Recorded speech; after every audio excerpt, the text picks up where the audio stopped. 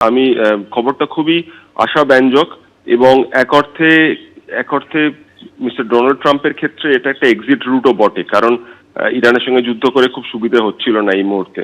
Iran গত 500 বছরে কোনোদিন হারেনি যুদ্ধে।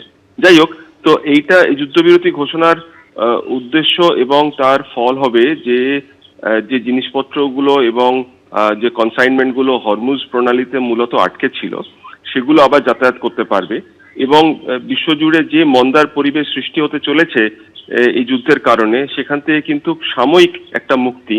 ফলে ভারত সহ পূর্ব এশিয়ার দেশগুলো, চীন, জাপান, ভিয়েতনাম, কোরিয়া, যারাই এই সমস্যার মুখে পড়েছে তারা কিন্তু খানিকটা স্বস্তি পাবে অন্তত এক সপ্তাহের জন্য।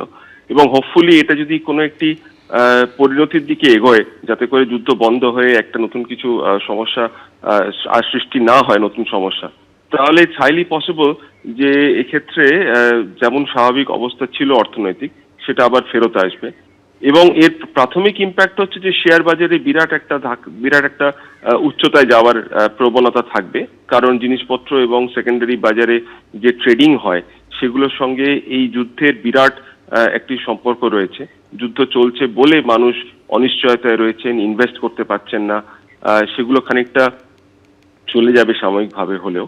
এবং এটা যদি দীর্ঘস্থায়ী হয় তাহলে আমরা হয়তো পুরনো অবস্থায় ফেরত আসবো। একটু সময় লাগবে, হয়তো 1 মাস 1.5 মাস সময় লাগবে পুরনো অবস্থায় ফিরতে, কিন্তু এটা একটা সদর্থক পদক্ষেপ বলে মনে হচ্ছে। ভারতবর্ষে তেল এবং গ্যাসের সমস্যা চলে যাবে, এটাই সবচেয়ে বড় সাময়িক স্বস্তি বলে আমার ব্যক্তিগতভাবে মনে হচ্ছে।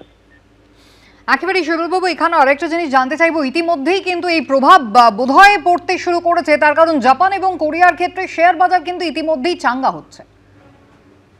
হ্যাঁ, সেটাই এক্সপেক্টেড। আমি যে কারণে বললাম যে যখনই এই ট্রেড গুলো হবে এবং এদের সমস্ত যে ইলেকট্রনিক দ্রব্য কিংবা হোয়াইট গুডস, সেটা কিন্তু মধ্যপ্রাচ্য হয়ে ইউরোপের বাজারে ঢোকে কোরিয়া থেকে। কোরিয়ায় আপনি জানেন যে মাঝখানে এমন হয়েছিল যে 2 দিন করে সপ্তাহে কাজ হবে, বাকি ওয়ার্ক ফ্রম হোম হচ্ছিল। তো উৎপাদনের সঙ্গে যারা সংশ্লিষ্ট যুক্ত তাদের ক্ষেত্রে তো সার্ভিসের মতো বাড়ি থেকে কাজ করা সম্ভব নয়, তাদের তো প্রোডাকশন প্ল্যান্টে যেতে হবে, উৎপাদন স্থলে যেতে হবে। ফলে সেখানে না যাওয়ার অর্থই হলো উৎপাদন বিরাটভাবে ক্ষতিগ্রস্ত হওয়া। সেটা যে ফেরত আসছে, মানে তেলের যোগান যদি কোনো অসুবিধা না থাকে তাতে, তাহলে মানুষ উৎপাদন স্থলে যাবেন এবং সেখানে উৎপাদন ঘটবে।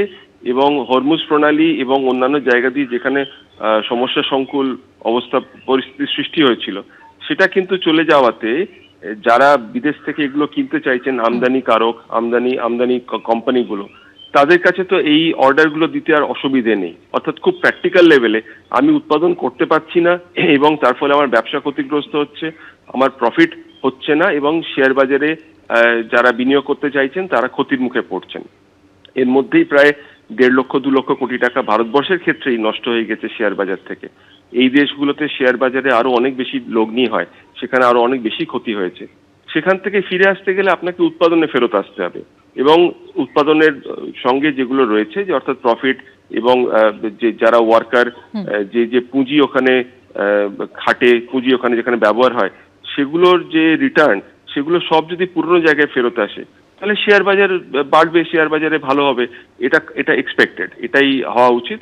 এবং আমার ধারণা আপনি যেটা বলছেন যে জাপান কোরিয়ায় ইমিডিয়েট রিয়াকশন এটা ঘটেছে, এটা খুব তাৎক্ষণিক হলেও আমার ধারণা এটা থাকবে, এই পজিটিভ সাইডটা থাকবে কিছুদিন। এবিপি আনন্দ এগিয়ে থাকে, এগিয়ে রাখে।